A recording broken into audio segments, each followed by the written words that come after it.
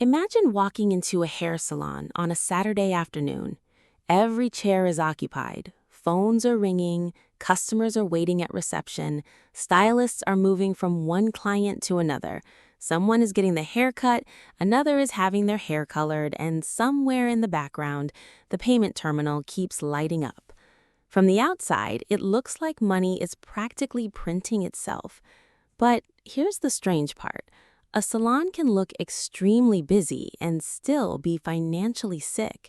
It can generate $25,000 in revenue in a month and still struggle to pay its bills. And that is the first lesson in salon economics. A full calendar does not automatically mean a healthy business. Revenue is simply the money entering the building. Profit is what survives after the building, employees, products, utilities, software, marketing, insurance, taxes, equipment, and everything else have taken their share. And in this business, there can be a surprisingly large number of hands reaching for the same dollar. So today, we're going inside the numbers. We'll look at what it actually costs to open a salon, where the monthly revenue goes, why some services are dramatically more profitable than others, how an empty chair can quietly cost money, why no-shows are more dangerous than they look, and how the best operators turn a salon from a job into a scalable business. And by the end, we'll answer the question that really matters. Is owning a hair salon actually worth it? Let's start before the first customer ever walks through the door. Opening a salon in the United States isn't simply a matter of finding a room, buying 6 chairs, and putting a sign above the entrance. The median startup investment is around $120,000. The lower end can be roughly $80,000, while a professionally built and finished location can reach $250,000, and the money disappears surprisingly quickly. The largest expense is usually the physical build-out.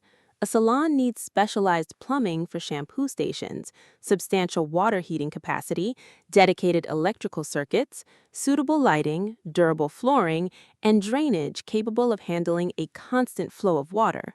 That build-out can cost approximately $45,000 to $140,000, depending heavily on the condition of the premises. Then comes the equipment. A professional styling chair can cost anywhere from $500 to $2,500. One chair isn't enough, obviously. A 6-chair operation also needs shampoo bowls, mirrors, reception furniture, drying stations, trolleys, shelving, and other equipment. A properly equipped 6-chair salon can therefore spend around $15,000 to $50,000 on furniture and equipment alone. And you haven't earned $1 yet. Then there is inventory. Professional color products, developers, shampoos, conditioners, treatments, and retail products can require another $5,000 to $20,000 before opening. Add commercial deposits, licenses, permits, professional registrations, and legal costs. Those can add another $3,000 to $10,000.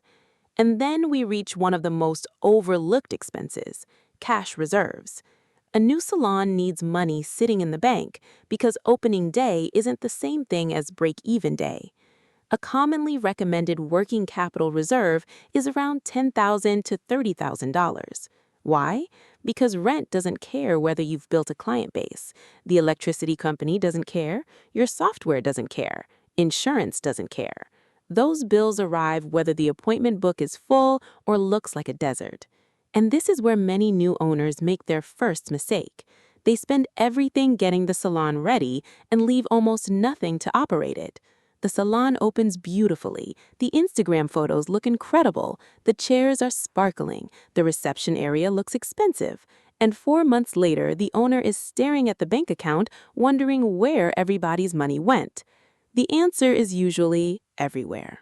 Once the doors are open, there is another major decision. How do you pay the stylists? There are 2 broad approaches. The first is commission. A stylist commonly receives around 40% to 50% of the service revenue. Suppose a stylist performs a $200 color service. At a 40% commission, the stylist receives $80 and the salon retains $120 before its other expenses. At 50%, the stylist receives $100 and the salon retains $100. But remember what the salon is providing: the building, the chair, the equipment, the products, the booking system, the utilities, the marketing, and the business infrastructure. The second model is booth rental or chair rental. Here, the stylist pays the salon a fixed amount to use the space. That payment can commonly be around $200 to $600 per week, depending on the market. The stylist generally sets their own prices, purchases their own products, and keeps the money collected from their clients. For the salon owner, that creates a completely different financial equation. Instead of sharing in every service, the owner receives predictable rental income. But predictability comes with a ceiling. If a stylist has an extraordinary month, the owner doesn't automatically receive a percentage of that additional success. And because the stylist is operating independently, the owner also has much less control over pricing, schedules, service standards, and the overall customer experience. Commission creates greater potential upside, but greater operational responsibility. Booth rental creates more predictable income, but less control and less participation in the stylist's upside. And this is becoming even more important as independent practitioners grow. In the United Kingdom, self-employed practitioners represent 60.5% of the hairdressing and beauty workforce. Meanwhile, salon suite and rental concepts in the United States are attracting experienced stylists who want independence. So the salon owner isn't simply competing for customers, they're also competing for talent. Now, let's talk about the building. The cheapest location isn't necessarily the cheapest location. Imagine two salons. Salon A pays $2,500 per month in rent. Salon B pays $4,500. At first glance, Salon A looks like the smart business. But Salon A is hidden down a quiet side street. Parking is difficult, there's almost no pedestrian traffic, the sign is barely visible. Salon B is on a busy commercial corridor. Customers can see it, they can park nearby, and the business benefits from surrounding activity. Salon A saves $2,000 in rent, then spends aggressively on advertising trying to convince people it exists. Congratulations, the cheap location just became expensive. On the other hand, premium locations can create their own financial problem. In major U.S. cities, suitable commercial salon space in a high-traffic corridor can regularly cost $4,500 or more per month. And base rent isn't necessarily the whole occupancy bill. There can be common area maintenance charges covering things such as shared facilities, parking areas, and building-related expenses. That can make the real occupancy cost roughly 15 to 20% higher than the advertised base rent. And unlike your customer's haircut, rent doesn't negotiate. Rainy Tuesday, rent is due. Slow January, rent is still due. 3 stylists call in sick, rent is still due. That is the dangerous nature of fixed costs. Let's build a financial example. Imagine a 6-chair salon generating approximately $27,000 per month in gross service revenue.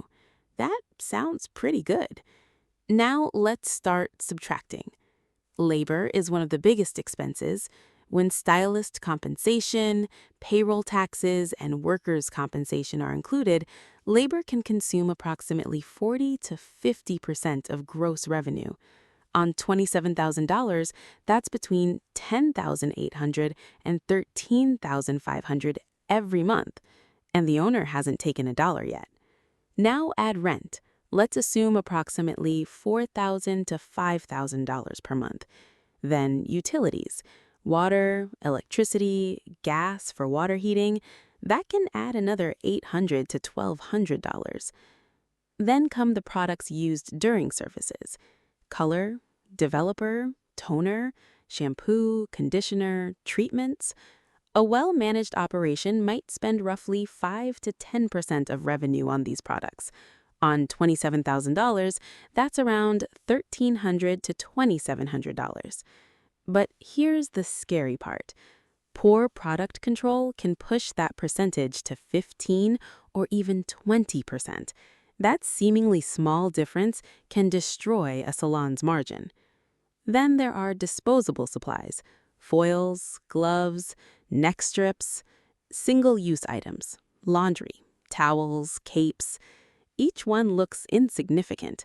Multiply them across hundreds of appointments, and suddenly insignificant becomes expensive. Marketing can consume another 3 to 6% of revenue in competitive markets. Booking, payroll, inventory, and point-of-sale software might cost another $300 to $600 per month. Then, credit card processing takes roughly 2.5 to 3% of sales. Now add everything together. A reasonably well-managed salon in this example could have approximately $23,000 to $25,000 in monthly expenses. That leaves only around $2,000 to $4,000 in net profit. That's a margin of approximately 7 to 15%. Suddenly, the $27,000 monthly revenue number doesn't look quite as impressive. One bad month can wipe it out. An equipment failure can wipe it out. A stylist being unavailable for 2 weeks can wipe it out. A rent increase can wipe it out. This is why revenue screenshots can be incredibly misleading. The important number isn't the size of the sales, it's the amount left after the business has paid to function. Here's one of the strangest things about the salon business. An empty chair is not free. Suppose a 6-chair salon has approximately $12,000 per month in fixed overhead and operates around 160 hours per month. That works out to $12,000 divided by 6 chairs divided by 160 hours equals $12.50 per chair hour.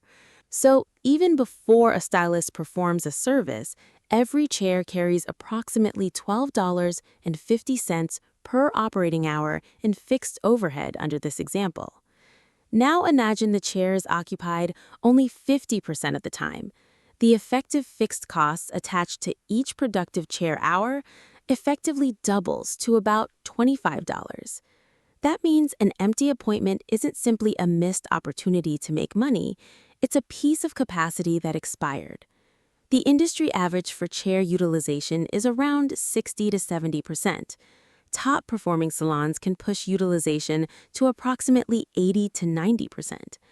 That difference can completely transform the economics. Think about it this way. The building already exists, the chair is already there, the electricity is already being consumed, the software is already running. The question is, how much revenue can you generate from the capacity you've already paid for? That is a much more interesting question than simply asking how many chairs you own. Now we get to the part that really changes the business. A salon isn't selling one product, it is selling time. And some types of time are dramatically more valuable than others. Take the standard haircut.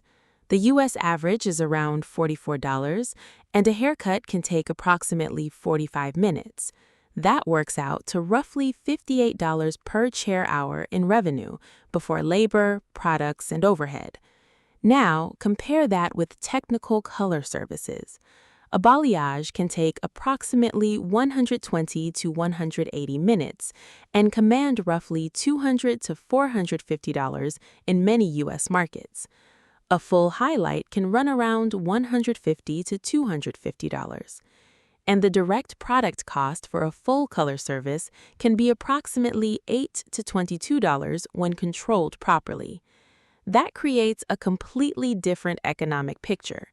A 2-hour color appointment can generate hundreds of dollars while consuming relatively little product compared with its selling price.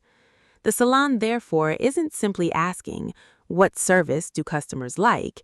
It's asking, what service creates the best economic return for each hour of scarce chair capacity? That is why technical services such as color, balayage, chemical treatments, and extensions are so important. Together, technical hair services account for roughly 77% of global salon revenue. Haircuts may keep the appointment book moving. High-value technical services can make the numbers work. There is another revenue opportunity sitting directly in front of most customers: the retail shelf. A stylist spends 90 minutes transforming someone's hair. They know what products were used. They know the client's hair condition. They know what maintenance is required. That creates an unusually strong retail opportunity. Suppose the salon buys a product for $15 and sells it for $30. That's a 50% gross margin before considering the other business costs associated with retail. And unlike a service, the product doesn't require another 45 minutes of chair time. Top performing salons can generate roughly 12 to 15% of total revenue from retail. The broader industry average is closer to 5 to 8%. On a $27,000 monthly revenue base, that difference represents approximately $1,300 to $2,700 in additional monthly revenue opportunity. The important point isn't simply sell more shampoo. It's that a strong salon monetizes the customer relationship beyond the chair. Now imagine someone books a 90-minute color appointment. The stylist blocks the time, the salon prepares for the appointment, the chair is reserved. Then the customer doesn't appear. Revenue? Zero. The 90 minutes? Gone. That time cannot be stored and sold tomorrow. This is what makes appointment-based businesses unusual. Time is inventory, and unlike shampoo, you can't put yesterday's unused 90 minutes on a shelf. Salons without effective systems can experience no-show and last-minute cancellation rates between 10% and 25%. That is a massive leak. Digital booking systems, deposits, automated reminders, and clearly communicated cancellation policies can reduce no-show rates to approximately 4 to 7%. Consider the difference. A salon that consistently recovers even a portion of previously lost appointments can reclaim thousands of dollars in monthly revenue. And the technology isn't doing magic, it's simply preventing expensive empty time from disappearing. There is another invisible asset in the salon business: reputation. People don't casually hand their appearance to someone they don't trust. A bad haircut can be fixed eventually. A bad color job can become a very emotional experience. And because customers can publicly document their experience, one poor review can influence many future customers. A salon with a 3.8 rating can face a disadvantage compared with a competing salon rated 4.6, particularly when customers are discovering businesses through local search. And acquiring a new customer is expensive. The source figures put customer acquisition at roughly 5 to 7 times the cost of retaining an existing customer. So a strong salon doesn't merely chase new clients, it protects the clients it already has. A satisfied customer can return repeatedly. They can recommend friends. They can buy products. They can leave positive reviews. And those reviews can help generate more customers. That creates a powerful cycle: good service, repeat business, referrals, stronger reputation, more organic demand. A bad customer experience can create the opposite cycle. And suddenly, the salon needs to spend more money on advertising just to compensate for reputation damage. The business gets hit twice: first by lost customers, then by the cost of replacing them.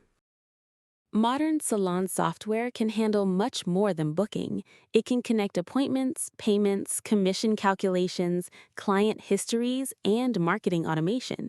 Top-performing salons achieve online booking adoption rates around 59%, compared with an industry average of approximately 30%. And more than 35% of salon appointments are submitted outside normal operating hours. Think about what that means. Someone discovers your salon at 11:30 p.m. They want an appointment. Your receptionist is asleep. If your competitor lets them book immediately while you make them wait until morning, the competitor may get the customer before your staff even sees the request. A salon without 24/7 digital booking isn't necessarily closed at night, but economically, it can still be losing opportunities at night. Now for one of the strangest cost leaks: color mixing. A stylist needs a certain amount of product, but sometimes they mix more than necessary. Whatever isn't used gets discarded. In poorly controlled operations, the source material estimates that 30 to 40% of purchased color product can be wasted through overmixing and disposal. Digital scales and inventory tracking can reduce that waste to approximately 8 to 15%. Suppose a salon spends $2,000 per month on color products. If it eliminates 30% waste, that's approximately $2,000 times 30% equals $600. That's $600 recovered every month, or about $7,200 over a year. And nobody had to sell another haircut. The salon simply stopped throwing money into the trash. This is why profitable businesses obsess over small leaks. A $10 leak seems irrelevant. A $10 leak repeated hundreds of times isn't irrelevant anymore. Salon revenue is seasonal. The end of the year is typically strong. November and December benefit from holidays, events, gatherings, and gift card purchases. Spring can bring another surge through weddings and related occasions. Then January arrives. Customers have already spent heavily, discretionary spending tightens, and suddenly the appointment book looks very different. Revenue can fall 20 to 40% between peak and trough months in many markets. But the fixed costs don't follow revenue downward. A salon might generate $40,000 in December and only $25,000 in January. The rent doesn't fall from $4,500 to $2,800. The insurance bill doesn't shrink. The software doesn't become cheaper. The building doesn't suddenly use less electricity because everyone is recovering from holiday spending. This is why cash reserves matter. Strong months have to help finance weak months. The smart operator doesn't treat December's extra cash as permission to celebrate. Some of that money becomes January's oxygen. Slow season promotions can also help. Winter conditioning packages, early spring color refresh offers, targeted promotions designed to maintain utilization. The objective isn't to slash prices blindly, it's to keep productive capacity from collapsing. Then there is inflation. Product manufacturers face higher input costs. Salon owners face higher product bills. Commercial landlords can increase rent. Electricity becomes more expensive. Employees expect higher wages. In the United Kingdom, changes to national insurance contributions and minimum wage legislation introduced in the 2024 autumn budget were estimated to add approximately £139 million in total labor costs across the beauty sector and contribute to a projected 15% decline in industry net profits. U.S. salon operators face similar pressures from state-level minimum wage increases and rising operating expenses. That leaves owners with an uncomfortable decision: increase prices or absorb the costs. Raise prices too aggressively and customers may leave. Don't raise them and the margin disappears. The solution isn't simply copying the salon next door. Pricing needs to reflect the actual economics of the business. If a service costs more to deliver than the price suggests, popularity won't save it. Now imagine the first salon finally works. The owner is busy. The chairs are full. Customers love the place. Profit is consistent. The obvious thought appears: let's open another location. It sounds brilliant. Sometimes it is. But sometimes it is the moment the entire business starts falling apart. Why? Because the first salon may not actually be a business. It may be a job disguised as a business. The owner may be the best stylist. They may know every client. They solve every scheduling problem. They train employees. They handle complaints. They make operational decisions. Remove the owner, and suddenly the system stops working. The second location then demands capital. It may lose money during its early months. Meanwhile, the owner starts moving cash from location 1 into location 2. Then, location 1 has a slow month. Now both locations need money. This is how a profitable business can become financially stressed surprisingly quickly. The better expansion strategy is boring, and boring is often good. First, make location 1 profitable without the owner being essential to daily technical work. Then hire a capable manager. Then document the processes. Then prove the location can generate clean net profit for 6 to 12 months without the owner working behind the chair. Only after that does another location become much more attractive. Now let's zoom out. The U.S. personal care industry contains more than 850,000 establishments. Median annual salon revenue is approximately $320,000. At an 11% net margin, that produces roughly $320,000 times 11% is equal to $35,200 in annual net profit before the owner takes a salary. At an 8% margin, the same revenue produces $320,000 times 8% equals $25,600, and the owner may still be working 40 to 50 hours every week. They're styling hair, managing staff, handling suppliers, watching the books, solving customer problems, running marketing.